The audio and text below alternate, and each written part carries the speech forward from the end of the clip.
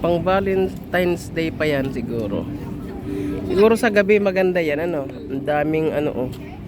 At yung dahon na is literal na dahon ng kahoy dyan, oh. Mga tuyo-tuyong dahon na yan, oh. Literal yan na galing dyan sa taas. Diba, oh.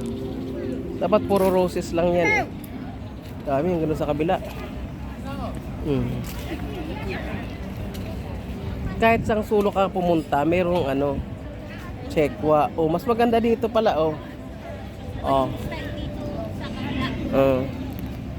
Floral romance daw.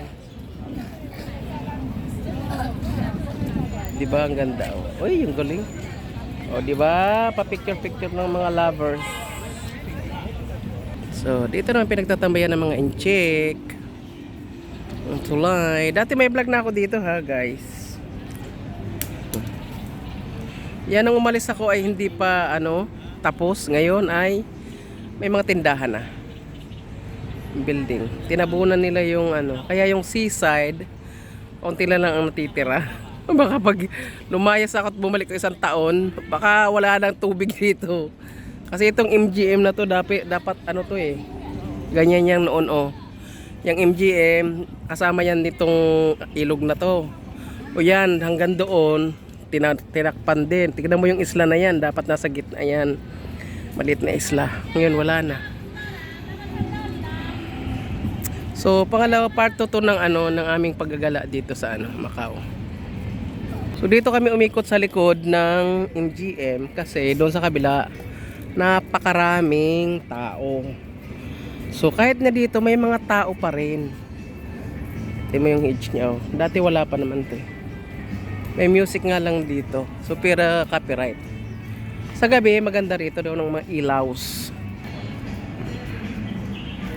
Another vlog in Macau, just for the vlog.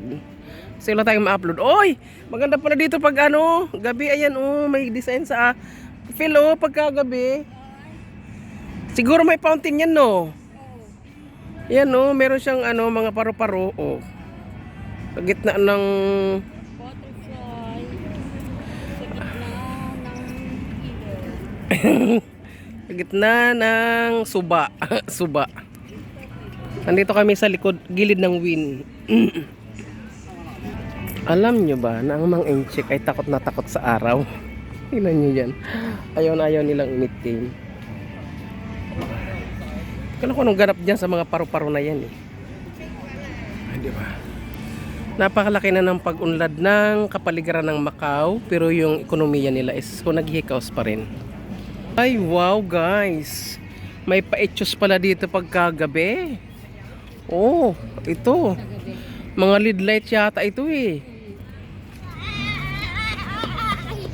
Trisoldi at Macau. Ang ingay naman itong batang to.